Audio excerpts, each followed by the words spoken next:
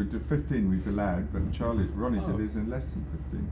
Okay, Ready for action? all yours. Fantastic. Charlie, so here we are about to do an exhibition next year, and this is a band who hasn't typically looked backwards. Ironic that you should be doing this, so why are you doing the exhibition, and why now? I think because it's getting near a time to do it. It's 50 years. Well, it's more now. We got an awful lot of stuff, and it was offered to us, and the choice of the, what do you call it, venue or whatever they call it in the exhibition world, is a good one actually. Very beautiful. Very much to my surprise.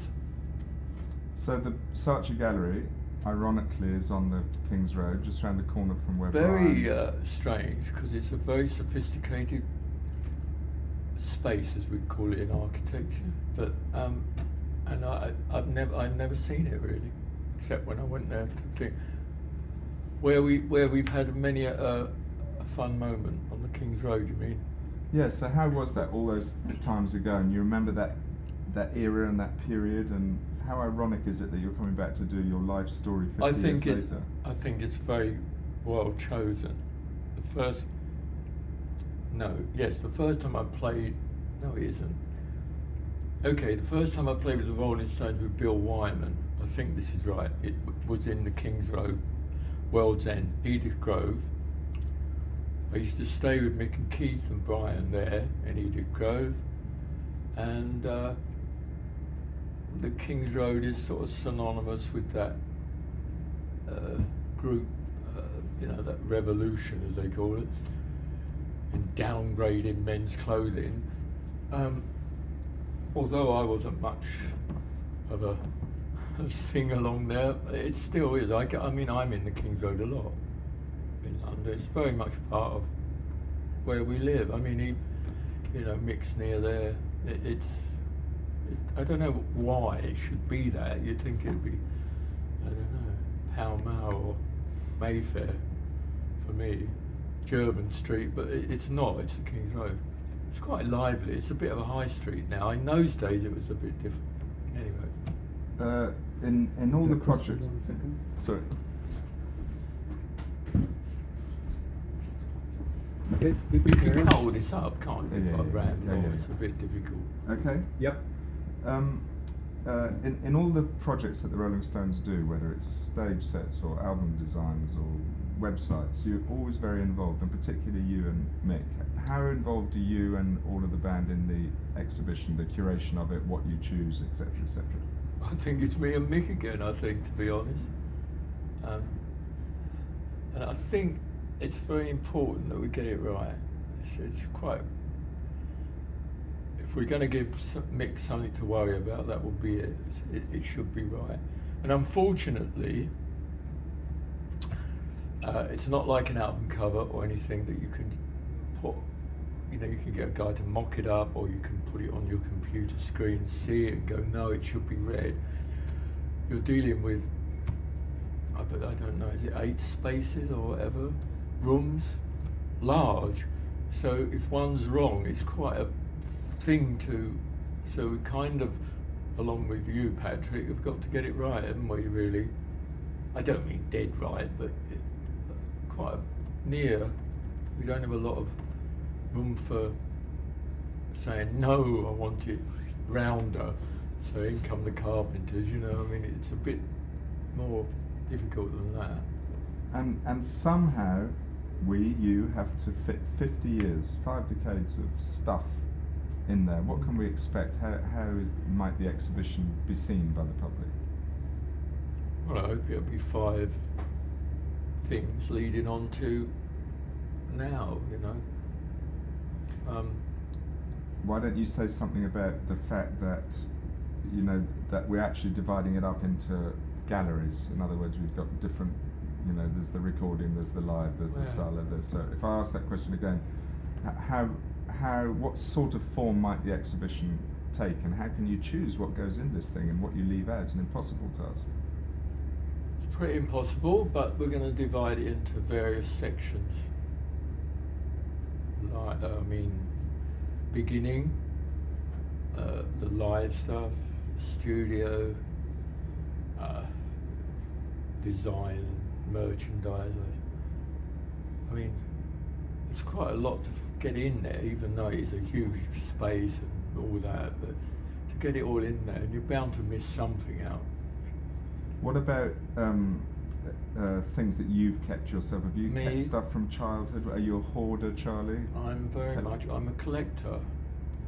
No, not of Rolling Stones, rock and roll stuff, no. My collections are mainly jazz, to be honest with you.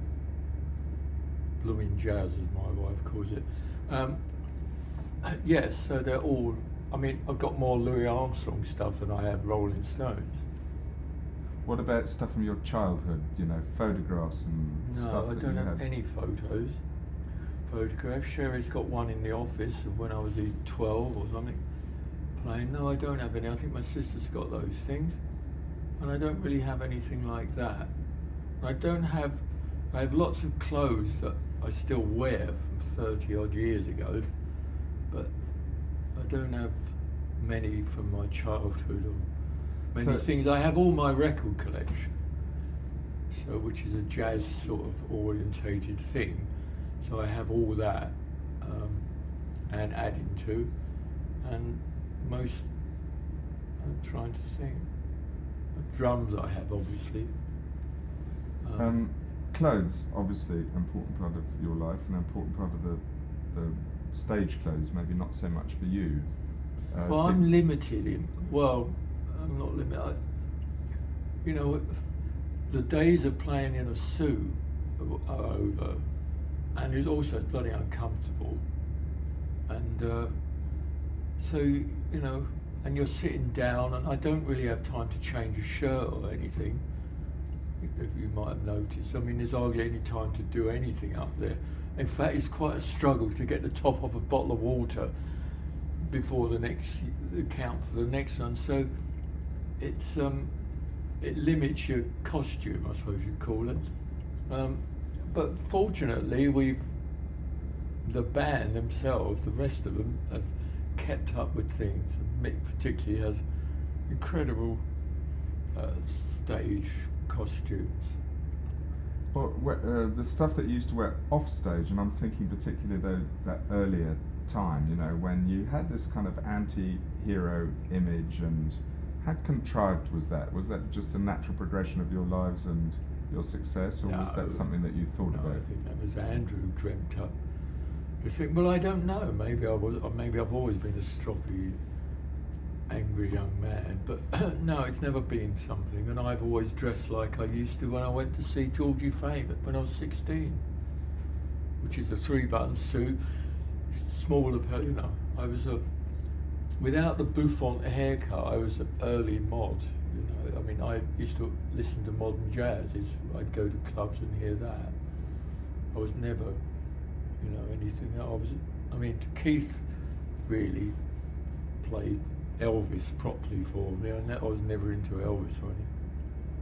I remember Fats Domino was probably my first, and Little Richard were my first love when I was about 15 in that area. But other than that, it's been Duke Ellington. Here's a funny question. You're about to help curate an exhibition of your own life and work. If you had a chance to curate an exhibition about somebody else, it can be anybody, a musician or a dancer or a singer or an artist, who might you choose to do that with? Well, I'd have to say Duke Ellington, because I have quite a few things relating to him, or his band. And it would be Fred Astaire, just if I could possibly have some of those things, just for the love of doing that. And God, I don't know. I suppose Diaghilev, because I always loved. I think he's the most amazing man of the late 20th century. An incredible man, I think. And all that world, you know, he had such an ear and eye for things. I think he was a special guy. It must. I mean, I've seen exhibitions of him, you know, but there isn't a great deal as usual. Anyway, next. And finally, some people might say about this exhibition, some people will say about this exhibition, that's it, sign that it's all over, stones are finishing, about to leave the building. You might have a view on that. Well, I can understand it, and for the past few years, I've always felt, well, if we get through this bit, we'll do the next bit. And I'm like that now, you know, we're about 3-4 shows in or something. Actually 2, this is the second big one, and we've done 2 little things. So, you know, if this is the end of it, I hope it just ends, you know. I would hate it to be one big row or something. And it'd be lovely if it was, but I have a feeling it won't be. I don't think we're gonna, you know, I mean, I don't see why we should stop if you know, I think these long tours are going to end. I think this will be the longest thing we do for a long while after South America. I don't see us doing more, but it's putting the time aside for it and everything. And it interferes so much with when you sort of say, oh, I'll see you on whatever. You know, you haven't got the time left now. What's that girl doing standing up? Funnily enough, she's telling us we haven't got the time left. So that was great, Charlie. All that was okay. Great. So what's really weird about doing this is that if you're talking, the Ronnie ones. Yeah, I'm about to do it. It's very difficult to not say anything when you're talking to me, because it's like we're just talking together and I can't say, oh yes, yeah. Charlie, okay. It was very good. Oh, sorry, Charlie. One more question. Sorry. Don't unhook yourself. I thought you'd done it. No, one question about Ronnie. Sorry. About Ronnie? Yeah, I'll tell you. That's below the belt, isn't it? Yeah. It's because it's his 40th anniversary next week or tomorrow or something. Is it? When is it? June the 1st. 40th what? Anniversary of playing with the Rolling Stones. Is it? Yeah. So it doesn't matter if really? yeah. It is. Yeah. My God, he still isn't at 50, is he? I know. Ready? Okay, so Charlie. Yes. 40 years ago, Ronnie Wood stood on the stage with the Rolling Stones. They made their first performance. It's now 40 years later. Tell us something funny and amusing about it. It's impossible. Well, Ronnie's the same then as he was now, except he doesn't drink or take drugs, and he's exactly the same. As Keith would say, biggest waste of whatever, $30 million, whatever it cost him, you could think of. He's very, very funny and very likeable man, you know.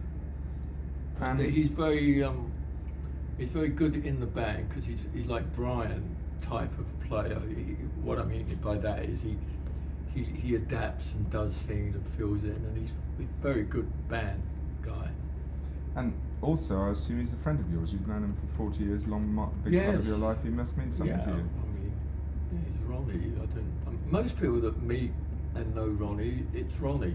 Do you know what I mean? It's a very difficult one to sort of, I don't know, he's a clown over there, and then he's Mr. Sensible here, well, vaguely sensible. Very difficult to keep a straight face with Ronnie. Either he's doing something really stupid and he doesn't know it, or else he's doing something very funny and knows it, and they're both very funny. So it's very good on a thing like this, you know, when you're working, and he's always up. He's much better now because he doesn't drink, so he don't have this going on. But I personally have never seen him down, ever. But some of his wives have told me that he can be, but I've never ever seen him like that.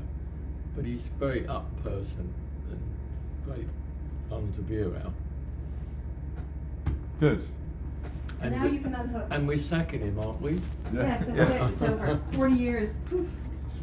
I know, I can't believe that.